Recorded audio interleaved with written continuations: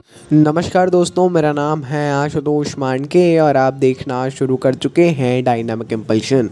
आज के इस वीडियो में हम बात करेंगे 8 सितंबर 2023 के करंट अफेयर्स की। और अब जब आपने फाइनली वीडियो के थंबनेल पर क्लिक करके वीडियो देखने की शुरुआत कर ही दी है तो अंत तक ही जुड़े रहिएगा हमारे साथ, क्योंकि आप सभी लोग जानते हैं कि ज्ञान को कभी भी अधूरा नहीं छोड़ना चाहिए, है ना। इसी बात के साथ आइए हम शुरू करते हैं आज के इस वीडियो को। अंत तक जुड़े रहिएगा, जैसे हमने बोला फुल फोकस के साथ में नोट्स वगैरह बनाते चलिएगा। जो निर्देश दिए जाएँ उनका पालन अवश्य करिएगा, अवश्य ही पढ़िएगा बाद में। चलिए, केंद्रीय गृह मंत्रालय ने सरकारी उच्चतर माध्यमिक विद्यालयों से स्नातक चिकित्सा शिक्षा प्राप्त करने वाले छात्रों के लिए 10% का क्षैतिज आरक्षण लागू करने के पुडुचेरी के प्रस्ताव को मंजूरी दे दी है। देखिए, हाल ही में पुडुचेरी ने एक प्रस्ताव रखा था कि उनके यहाँ के जो सरकारी जो शासकीय उच्चतर माध्यमिक विद्यालयों से स्नातक चिकित्सा प्राप्त करने वाले छात्र हैं, उनको 10% का क्षैतिज आरक्षण दिया जाए। तत्काल प्रभाव से ये अब लागू कर दिया गया है। लागू होने वाली आरक्षण नीति से उन छात्रों को बहुत ज़्यादा लाभ होगा जिन्होंने NEET परीक्षा उत्तीर्ण की है और मानक 1 से शुरू करके सरकारी स्कूलों से अपनी शिक्षा पूरी की है। अच्छी बात है। आइए आगे बढ़ते हैं। संयुक्त राष्ट्र महासभा का 78वां सत्र डेनिस फ्रांसिस के महासभा अध्यक्ष की भूमिका संभालने के साथ हाल ही में शुरू हुआ है। देखिए, अब कई लोगों को जनरल असेंबली के जो प्रेसिडेंट हैं उनका नाम याद रखना मतलब होगा, लेकिन हाँ अब चेंज हो गए हैं, ध्यान रखिएगा।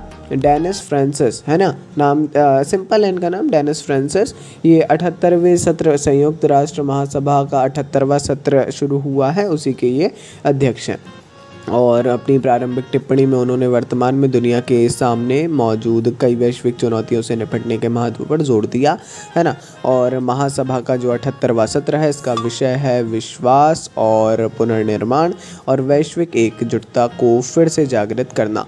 और नीचे पढ़ सकते हैं, इम्पॉर्टेंट है बहुत ज़्यादा, है ना। आगे बढ़ते हैं। मध्य प्रदेश के रायसेन जिले में विश्व धरोहर स्थल सांची, है ना, सांची नाम आपने अवश्य सुना होगा, स्तूप है सांची स्तूप। भारत का ये पहला सौर शहर बन गया है। क्यों? हाल ही में मुख्यमंत्री श्री शिवराज सिंह चौहान ने औपचारिक इसका शुभारंभ किया। सांची के पास नागौरी में इसकी क्षमता, नागौरी में एक 3 मेगावाट की क्षमता वाला वैश्विक कार्बन डाइऑक्साइड उत्सर्जन से जिसमें 13,747 टन की कमी आएगी, ऐसा एक उन्होंने सौर प्लांट ऐसा स्थापित किया है। अब देखिए, ये जो पूरा प्लांट है ये 2,38,000 से अधिक पेड़ों के बराबर है। सांची भारत का पहला सौर शहर बन गया है। कोयले और अन्य संसाधनों से बिजली का उत्पादन पर्यावरण पर नकारात्मक प्रभाव डालता है। ये बात ध्यान रखिएगा, कोयले और अन्य जो संसाधन है ये बिजली के उत्पादन पर पर्यावरण पर नकारात्मक प्रभाव डालते हैं।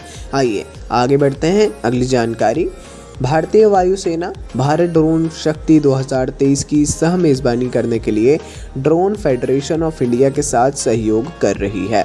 देखिए, भारतीय वायुसेना जो है IAF, इंडियन एयरफोर्स, ये भारत ड्रोन शक्ति 2023 की सह मेज़बानी करने के लिए ड्रोन फेडरेशन ऑफ इंडिया के साथ इन्होंने सहयोग किया है। बहुत इंपॉर्टेंट है ना। 25 और 26 सितंबर 2023 को होने वाला यह आगामी कार्यक्रम हिंडन में इंडियन एयरफोर्स के एयरबेस पर होगा। यह 50 से अधिक लाइव हवाई प्रदर्शनों के साथ भारतीय ड्रोन उद्योगों की शक्ति को उजागर प्रदर्शन करने के लिए उम्मीद है।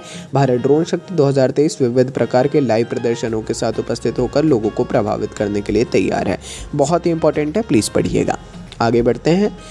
भारत का पहला UPI ATM Hitachi payment services, नाम सुना होगा आपने, हिताची पेमेंट सर्विसेज द्वारा national payment corporation of India NPCI, इन दोनों ने ही सहयोग करके, हिताची और NPCI इन दोनों ने सहयोग करके एक वाइट लेवल ATM, जो भौतिक ATM है, फिजिकल ATM कार्ड है, इसकी आवश्यकता के बिना निर्बाध नगदी निकासी को सक्षम करने के लिए एक पेश किया है। मतलब एक ये फिज़िकल ना होते हुए भी एक एटीएम कार्ड होगा। अब मेरे को भी एक्चुअल इसका ये समझ में नहीं आया, लेकिन एक ये बहुत ही बढ़िया नवाचार है ऐसा बोला जा रहा है। कुछ बैंकों के ग्राहकों को क्यूआर आधारित कैशलेस निकासी का आनंद लेने की अनुमति देता है। प्लीज़ पढ़िएगा, फ़ोटो वीडियो यदि हो, मेरे को तो मिली नहीं हो तो आप देख सकते हैं। आगे बढ़ते हैं। प्रयागराज पुलिस ने अपने समुदाय में वरिष्ठ नागरिकों की सुरक्षा और भलाई सुनिश्चित करने की दिशा में एक सक्रिय कदम उठाया है। क्या किया है? हाल ही में एक सवेरा योजना को शुरू किया है।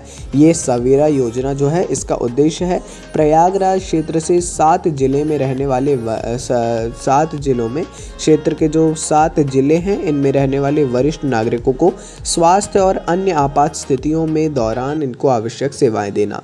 सवेरा योजना के अंतर्गत प्रयागराज पुलिस सावधानीपूर्वक 60 वर्ष या उससे अधिक आयु के व्यक्तियों का व्यापक रिकॉर्ड बनाए रख रही है ना, बनाना शुरू कर दिया है।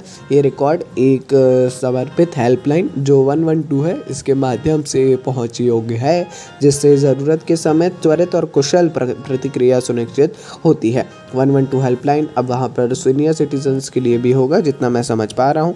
बाकी जो भी ओपिनियन हो, जो भी आप इसके बारे में जानते हो, ये ना सिर्फ इस टॉपिक के बारे में, किसी अन्य टॉपिक के बारे में भी यदि कुछ जानते हो ज़्यादा तो आप बता सकते हैं। ये थी अंतिम जानकारी। अपन मिलते हैं अगले वीडियो में। नमस्कार। डायनामिक